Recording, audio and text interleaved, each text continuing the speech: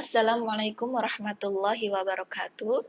Sekarang kita akan masuk pada contoh soal dan penyelesaian tentang hubungan Poisson ratio dengan tegangan regangan.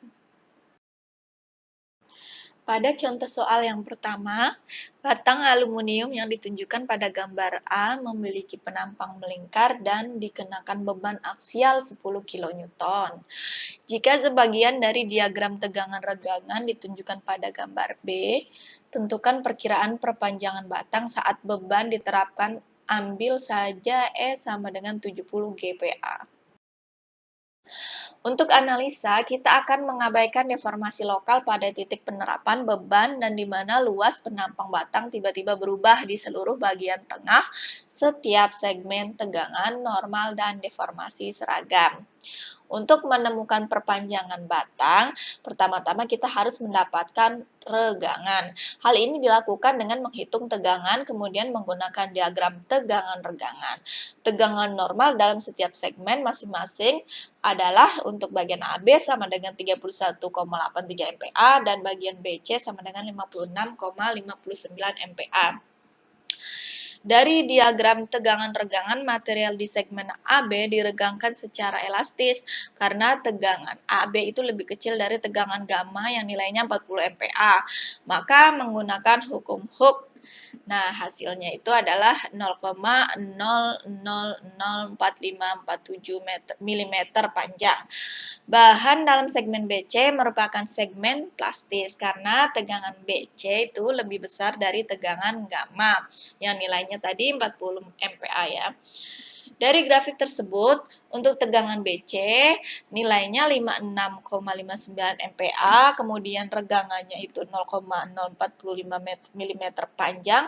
Oleh karena itu, perkiraan perpanjangan batangnya sama dengan 18,3 mm. Selanjutnya untuk soal kedua, tinjaulah suatu pengujian yang dilakukan secara hati-hati di mana sebuah batang aluminium seperti gambar berdiameter 50 mm diberi tegangan di dalam sebuah mesin penguji.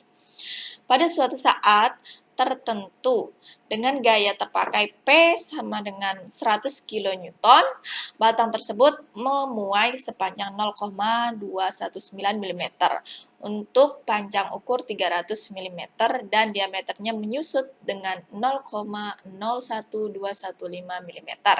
Hitunglah kedua tetapan fisis, angka Poisson dan E dari bahan tersebut. Untuk penyelesaiannya, yang pertama yaitu menghitung regangan lintang atau lateralnya dengan hasil minus 0,000243 meter panjang. Dalam hal ini regangan lateral ET adalah negatif karena diameter batang tersebut mengecil. Kemudian kita hitung regangan aksialnya dengan hasil 0,00073 meter panjang. Kemudian kita dapat hitung perbandingan Poissonnya dari hasil regangan lintang dan aksial yang kita hitung tadi dengan rumus angka Poisson sama dengan negatif regangan 1 per regangan A, maka hasilnya adalah 0,333. Selanjutnya berhubung luas penampang batang A itu lingkaran, maka 1/4 pi R kuadrat sama dengan 1,96 kali 10 pangkat minus 3 meter persegi. Maka modulus elastisnya adalah 70 kali 10 pangkat 6 kN per meter persegi. Dalam praktek, ketika sedang menghitung besaran-besaran fisis seperti modulus elastis dan angka Poisson, akan lebih baik lagi menyesuaikannya dengan diagram tegangan regangan dari bahan yang bersangkutan untuk meyakinkan apakah besaran-besaran yang diperoleh masing-masing masih berada di dalam daerah elastis bahan tersebut. Dan harus pula diketahui bahwa tidak ada perbedaan apakah dalam perhitungan regangan digunakan panjang awal atau akhir dari bahan tersebut, karena deformasi tersebut adalah sangat kecil. Untuk soal yang ketiga, batang yang terbuat dari baja A36 memiliki dimensi yang ditunjukkan pada gambar 3. Jika gaya aksial P sama dengan 80 kN, diterapkan ke batang, tentukan perubahan panjang ini dan perubahan dimensi penampang setelah menerapkan beban. Materi berperilaku elastis. Penyelesaiannya adalah tegangan normal pada batang adalah 16 kali 10 pangkat 6 Pascal karena modulus elastisnya sama dengan 200 GPa, ini sesuai tabel SI units untuk baja A36 ya. Maka regangan di arah Z adalah 80 kali 10 pangkat minus 6 mm panjang. Oleh karena itu, perpanjangan sumbu dari batang tersebut adalah 120 μm. Kemudian menggunakan persamaan perbandingan Poisson di mana sama dengan 0,32. Ini sesuai tabel SI units untuk baja A36 juga. Regangan lateral di kedua arah X dan Y adalah minus 25,6 μm per m. Dengan demikian, terjadi perubahan dimensi penampang arah X sama dengan minus 2,56 μm dan arah Y sama dengan minus 1,28 μm.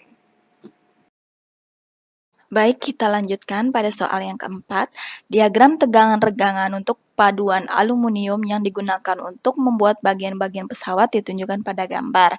Jika suatu benda uji dari bahan ini diberi tegangan hingga 600 MPa, tentukan regangan permanen yang tersisa pada benda uji ketika beban dilepaskan juga. Temukan modulus ketahanan baik sebelum dan sesudah aplikasi beban. Untuk penyelesaiannya, regangan permanen pada saat benda uji menerima beban itu regangan mengeraskan sampai titik B tercapai pada diagram RE. Regangan pada titik ini kira-kira 0,023 mm ketika beban dilepaskan material diperilaku mengikuti garis lurus BC yang sejajar dengan garis OA. Karena kedua garis memiliki kemiringan yang sama, regangan di titik C dapat ditentukan secara analitik. Kemiringan garis OA modulus elastis E sama dengan 75 GPa. Dari segitiga CBD kita membutuhkan CD sama dengan 0,008 mm. Kemudian regangan ini mewakili jumlah regangan elastis yang diperoleh kembali. Regangan permanen untuk OC adalah 0,0150.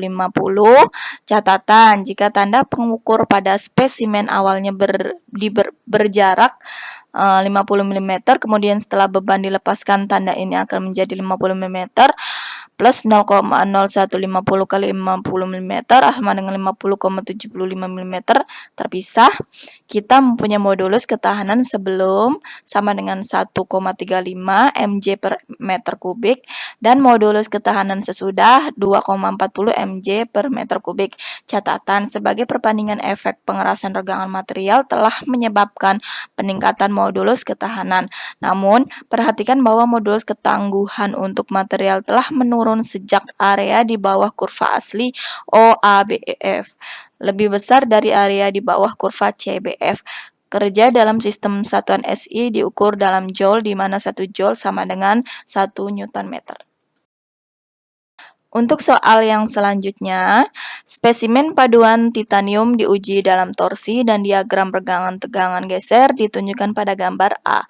Tentukan modulus geser 6, batas proporsional dan tegangan geser ultimate untuk menentukan jarak maksimum D bahwa bagian atas balok bahan ini ditunjukkan pada gambar B. Dapat dipindahkan secara horizontal jika bahan berperilaku elastis ketika dikenai gaya geser V.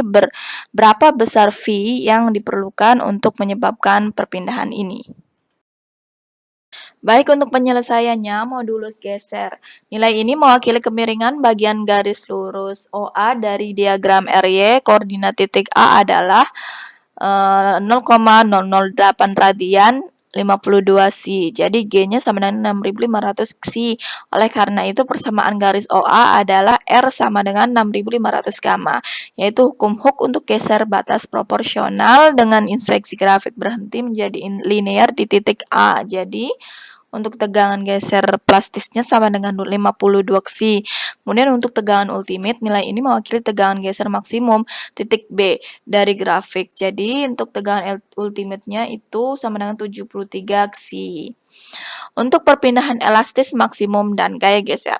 Karena regangan geser elastis maksimum adalah 0,008 rad, sudut yang sangat kecil bagian atas balok pada gambar B akan dipindahkan secara horizontal. Jadi D sama dengan 0,016 inci. Tegangan geser rata-rata yang sesuai pada balok adalah 52 ksi, jadi gaya geser yang diperlukan untuk menyebabkan perpindahan adalah 624 kip. Kita lanjutkan untuk soal yang selanjutnya.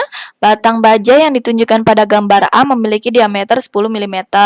Itu dipasang ke dinding di A, dan sebelum dibebani ada celah 0,2 mm antara dinding di B aksen dan batang. Tentukan reaksi di A dan B aksen jika batang dikenai gaya aksial P sama dengan 20 kN. Seperti pada gambar, apakah kita lihat, abaikan ukuran kerah di C. Ambil E sama dengan 200 kPa. Untuk penyelesaiannya, kesetimbangan seperti ditunjukkan pada diagram benda bebas, gambar B, kita akan mengasumsikan bahwa gaya P cukup besar untuk menyebabkan ujung batang B menyentuh dinding di B aksen. Masalahnya adalah statis tak tentu karena ada dua yang tidak diketahui dan hanya satu persamaan kesetimbangan. Gaya P menyebabkan titik B bergerak ke B tanpa berpindah lebih lanjut. Oleh karena itu, kondisi kompatibilitas untuk batang adalah 0,0002 meter. Perpindahan ini dapat dinyatakan dalam reaksi yang tidak diketahui dengan menggunakan hubungan beban perpindahan. Gambar C. Bekerja dalam satuan Newton dan meter. Kita memiliki persamaan, memecahkan persamaan 1 dan 2 menghasilkan FA sama dengan 16,0 kN dan itu untuk FA sama dengan 16 kN dan FB-nya sama dengan 4,05 kN. Karena jawaban untuk F positif, memang ujung B menyentuh dinding di B aksen seperti yang diasumsikan semula. Catatan, jika F adalah kuantitas negatif, masalahnya adalah ditentukan secara statis, sehingga F sama dengan 0 dan F sama dengan 20 kN.